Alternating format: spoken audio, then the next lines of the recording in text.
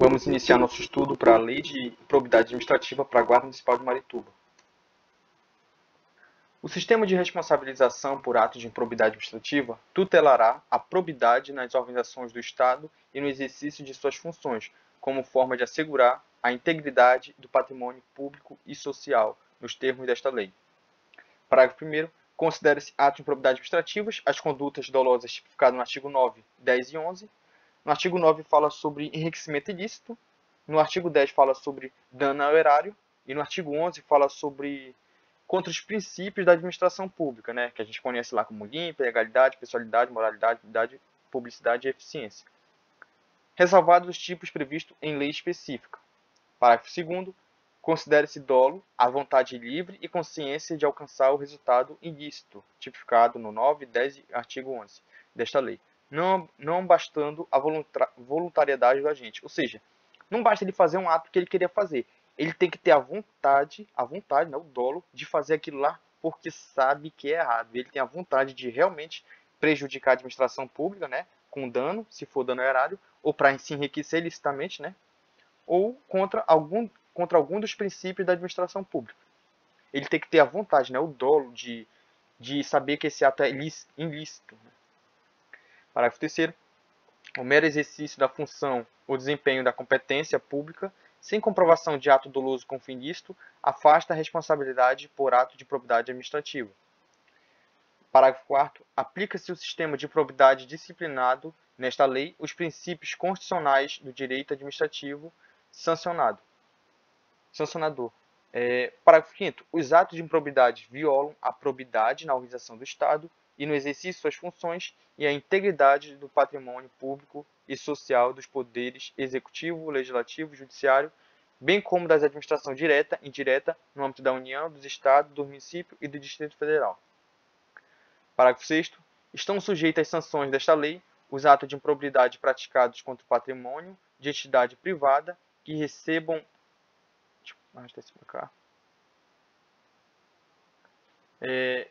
subvenção, benefício ou incentivo fiscal ou creditício de entes públicos ou governamentais, previsto no parágrafo 5º deste artigo. Parágrafo 7º.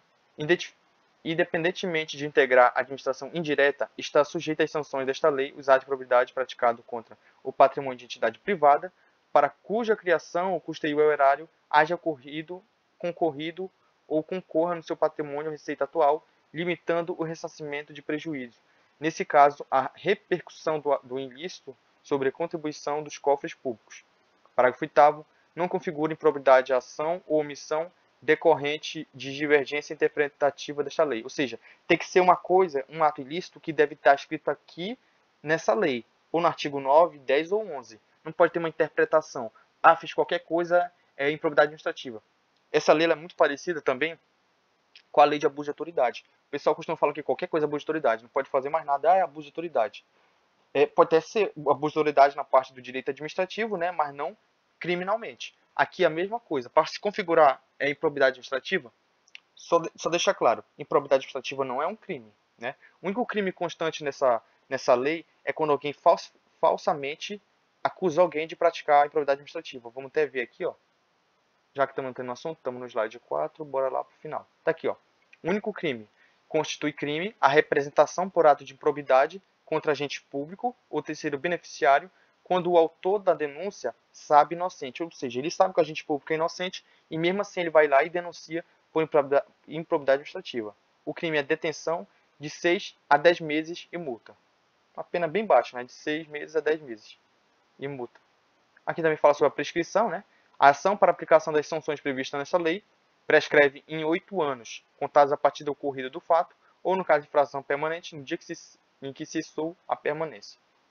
Vamos voltar lá para onde a gente estava vendo aqui no parágrafo, no slide 4. Então é isso, não configura uma divergência interpretativa dessa lei, não basta uma interpretação.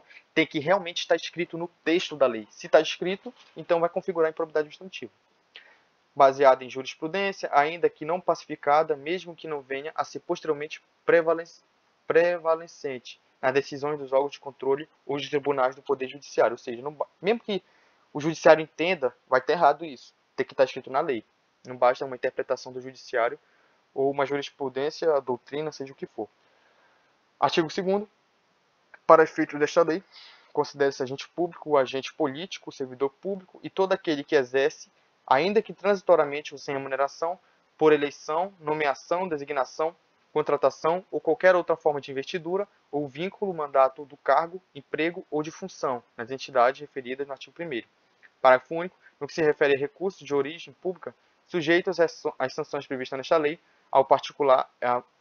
nesta lei, o particular, pessoa física ou jurídica, que celebre com a administração pública convênio, contrato de repasse, contrato de gestão, termo de parceria, termo de cooperação ou ajuste administrativo equivalente.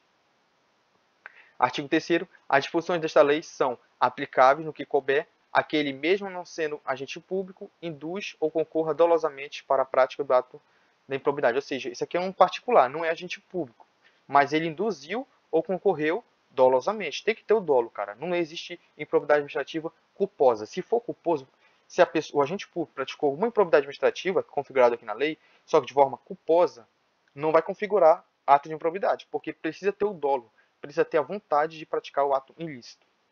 Parágrafo 1º. Os sócios, os cotistas, os diretores e os colaboradores de pessoa jurídica de direito privado não respondem pelo ato de improbidade que venha a ser imputado à pessoa jurídica, salvo se comprovadamente houver participação e benefícios diretos, caso responderão nos limites de sua participação. Ou seja, o colaborador de uma pessoa jurídica, se essa pessoa jurídica ela praticou algum tipo de improbidade administrativa, o colaborador, né, os diretores, os colaboradores podem até responder, caso eles tenham benefício direto e que respondem no limite de sua participação, né?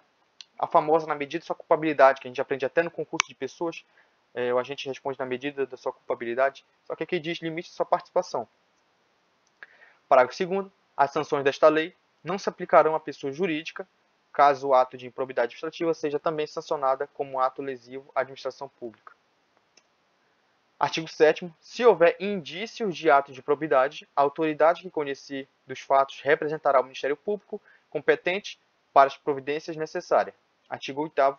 O sucessor ou herdeiro daquele que causa o dano ao erário ou que se enriquece ilicitamente estão sujeitos apenas à obrigação de reparar o dano, até o limite do valor da herança ou do patrimônio transferido. Vamos ler novamente aqui? Eu já vi isso aqui cai bastante de prova, tá? Isso aqui fala sobre os herdeiros receber. Em regra, eles não são obrigados a pagar, né? Do dinheiro próprio deles, mas eles são obrigados a pagar do direito da herança que eles receberam. Ou seja, por exemplo, os pais dele praticaram alguma improbidade administrativa, né? Como, por exemplo, o dano ao erário. Só que aí, ele morreu, mas passou a herança para os filhos, né? Antes de morrer, né? Que foi transferido para os filhos. Só que aí, essa herança, até o valor do limite, vamos supor, o limite dessa improbidade administrativa aí, dano ao erário, foi de 50 mil. Mas os filhos, os sucessores,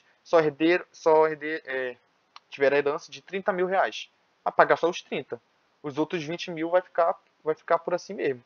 Eles não são obrigados a pagar. Eles são obrigados a pagar só até o limite da herança. Então é isso que está falando. O sucessor, o herdeiro, daquele que cause dano ao erário, o que se enriquece ilicitamente, estão sujeitos apenas à obrigação de reparar até o limite do valor da herança ou do patrimônio transferido. Eles não respondem de forma administrativa, no caso. O nome deles como eles tivessem praticado o ato de improbidade.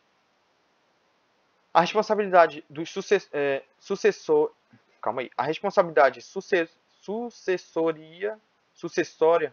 É isso mesmo, sucessória. A responsabilidade sucessória de que trata o artigo 8º desta lei aplica-se também na hipótese de alteração contratual, de transformação, incorporação, fusão, de cisão societária. Isso aqui também é cobrado, porque é a mesma ideia sobre os herdeiros, né? Então é isso, quando tiver uma alteração de contrato, uma transformação, incorporação ou fusão de cisão, eles também vão ter que pagar até o limite da herança recebida. Na hipótese de fusão e de incorporação, a responsabilidade de sucessora será restrita à obrigação de reparar, integrar o dano causado até o limite do patrimônio transferido, não lhe sendo aplicáveis as demais sanções previstas nesta lei, decorrente de atos de fatos ocorridos antes da data da fusão ou de incorporação.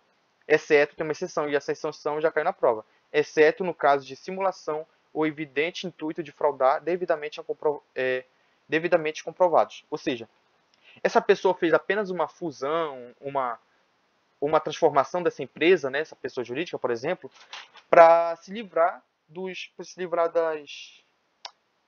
das penalidades, né, que tem aqui, que a gente vai ver lá depois do artigo 11, se eu não me engano, que vai acontecer, tipo, suspensão dos direitos políticos, não é só sobre, improbidade administrativa não é só sobre pagar dinheiro não, tá?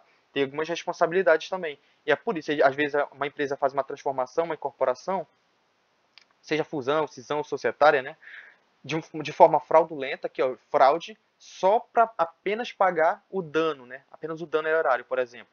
Aí ele não vai ter outras responsabilidades, como suspensão de direitos políticos, de 5, 10 anos. A gente vai ver depois. Não vou entrar muito no mérito, já vamos ver daqui a pouco. Enriquecimento ilícito. Vamos pegar alguns exemplos, né? Artigo 9. Constitui ato de improbidade administrativa, importando o enriquecimento ilícito. Auferir, mediante a prática de ato doloso, tem que ser doloso, qualquer tipo de vantagem patrimonial indevida em razão do exercício do cargo, de mandato, função, emprego ou de atividade nas entidades. E o que seria? Ó, e, notadamente, né, os seguintes, a gente vai ver. Eu não vou ler todos porque são muitos, tá? Qualquer coisa vocês pegam o texto de lei, aí vocês lêem. Eu vou pegar só uns exemplos aqui. Por exemplo, começar do início aqui. Receber para si ou para outrem dinheiro, bem móvel ou imóvel, ou qualquer vantagem econômica, direta ou indireta, a título de comissão, percentagem, gratificação ou presente de que tenha interesse direto ou indireto que possa ser atingido ou amparado por ação ou omissão decorrente das atribuições do agente público. Então, quando a gente pega esse dinheiro para si, né, para ele ter essa vantagem, a gente chama de enriquecimento ilícito. Mas quando ele quer apenas praticar um dano, é dano ao erário, que a gente vai ver daqui para frente. Então eu vou pular essa parte aqui, né, que é muito longo. Agora prejuízo ao erário. Constitui ato de probidade administrativa, quem causa lesão ao erário, qualquer ação ou omissão dolosa, também é dolosa, tá? Que enseje efetiva e comprovadamente perda patrimonial, desvio, apropriação, malbaratamento, né, que deixa mais barato, ou dilapidação dos bens ou haveres das entidades. Que a gente já viu no artigo 1º quais são essas entidades. Notadamente, quais são? Vamos ler aqui o primeiro, né? Facilitar ou concorrer por qualquer forma para indevida incorporação ao patrimônio particular de pessoa física ou jurídica de bens e rendas de verbas ou de valores integrantes do acervo patrimonial ou entidade referida. Bora ver a terceira aqui, que também é importante. Doar a pessoa física ou jurídica, bem como, olha, aqui está apenas doando, ele não está enriquecendo a si mesmo, então não é enriquecimento isso, que é só um dano erário. Doar a pessoa física ou jurídica, bem como a ente despersonalizador, ainda que de fins educativos, assistências, bens, rendas, verbas ou valores do patrimônio de qualquer da entidade mencionada no artigo 1º. Sem observância das formalidades legais e regulamentares aplicáveis à espécie. Vamos pular e vamos para o último ato de improbidade administrativa, que é contra os princípios da administração pública, né? Isso aqui é outra modalidade. Existe o enriquecimento ilícito, que a gente encontra no artigo 9, no artigo 10, dano ao erário, e no artigo 11, contra os princípios da administração pública. Constitui ato de improbidade administrativa que atenta contra os princípios da administração pública, ação ou omissão dolosa, tem que ser dolosa, que viola os deveres de honestidade, de imparcialidade e de legalidade, caracterizada por uma das seguintes condutas. Vamos dar um exemplo de algumas. Vou pular um pouquinho aqui, deixar de prestar. Bora ver isso aqui. Não, aqui, isso aqui é bem importante. Nomear cônjuge, companheiro ou parente em linha reta, colateral ou por afinidade até o terceiro grau, inclusive da autoridade nomeante ou servidor da mesma pessoa jurídica, invertido em cargo de direção, chefia ou assessoramento, para o exercício de cargo em comissão ou de confiança ou ainda de fusão gratificada na administração pública direta e indireta em qualquer dos poderes da União, dos Estados, do Distrito Federal e do município, compreendido o ajuste mediante designação recíproca. Geralmente isso aqui, que pode praticar geralmente é os prefeitos, né? Aqueles que podem nomear os cargos de comissão, ou de nomeação, como é cargo pode nomear esses cargos de, como é que eu posso falar? Cadê? Cargos em comissão. Os cargos em comissão geralmente é o prefeito, né? Então vamos dizer que isso aqui geralmente é o prefeito que pode praticar esse ato de probidade administrativa. Bora passar um pouquinho aqui. Das penas. Vamos ver se a primeira pena aqui, ó, independentemente do ressarcimento integral do dano patrimonial, se efetiva, ou seja, além de ele pagar o dano, né, que a gente já viu lá no início, tem até umas empresas que tentam escapar disso aqui, transformando a empresa ou fazendo uma fusão, disjunção, que a gente viu lá atrás, uma coisa assim, transformação, azessão. Então, vamos lá. Além dele pagar ou integrar o dano patrimonial, ele também vai ter que ter umas sanções penais comuns e de responsabilidade civil e administrativa. Quais são? Prevista na legislação específica e está respondendo pelo ato de probidade sujeito às seguintes combinações, que pode ser aplicada isolada ou cumulativamente de acordo com a gravidade do fato, ou seja, isolada apenas uma ou outra junto, né, que é cumulativamente mais de uma. Quando é enriquecimento ilícito, vamos lá. A perda dos bens e valores acrescidos ilicitamente ao patrimônio, perda da função pública, suspensão dos direitos políticos até 14 anos, pagamento de multa civil equivalente ao valor do acréscimo patrimonial e proibição de contratar com o poder público ou de receber benefícios e incentivos fiscais ou credifícios, direta ou indiretamente, ainda que por intermédio de pessoa jurídica da qual seja sócio majoritário pelo prazo não superior a 14 anos. Então, esse aqui é o enriquecimento ilícito. A ficar 14 anos, um prazo não superior a 14 anos, para poder fazer contratos, ou ter alguma vantagem, né, contrato, receber benefícios e incentivos fiscais por um prazo não superior a 14 anos, e vai ter a suspensão do direito político até 14 anos. Prejuízo ao erário. Perda dos bens e valores acrescidos ilicitamente ao patrimônio se concorrer esta circunstância da perda da função pública, vai ter a perda da função pública e a suspensão dos direitos políticos até 12 anos, pagamento de multa civil equivalente ao valor do dano, proibição de contratar com o poder público ou de receber benefícios, incentivos fiscais ou credifício direto ou indiretamente, ainda que por intermédio pela pessoa jurídica, da qual seja sócio majoritário pelo prazo não superior a 12 anos. Agora, quando for contra os princípios da administração pública, é um pouquinho diferente, mas é quase a mesma ideia. Vai ter pagamento de multa civil de até 24 vezes o valor da remuneração recebida pelo agente, ou seja, vai ser proporcional ao valor que o agente público recebe. Se ganha 10 mil, 15 mil, vai ser proporcional. Pagamento de multa civil de até 24 vezes o valor da remuneração percebida pelo agente público. E proibição de contratar com o poder público ou receber benefícios ou incentivos fiscais ou credifícios, direto ou indiretamente, ainda que por intermédio de pessoa jurídica, que seja sócio majoritário, pelo prazo não superior a 4 anos. Então, o crime que eu já tinha falado, né, que é quando alguém representa, denuncia um agente público que sabe que é inocente, detenção de 6 a 10 meses e multa. E a prescrição, que também já falamos, que ela prescreve em 8 anos. Vou finalizar por aqui. Eu acho que na próxima aula eu vou falar sobre organização criminosa.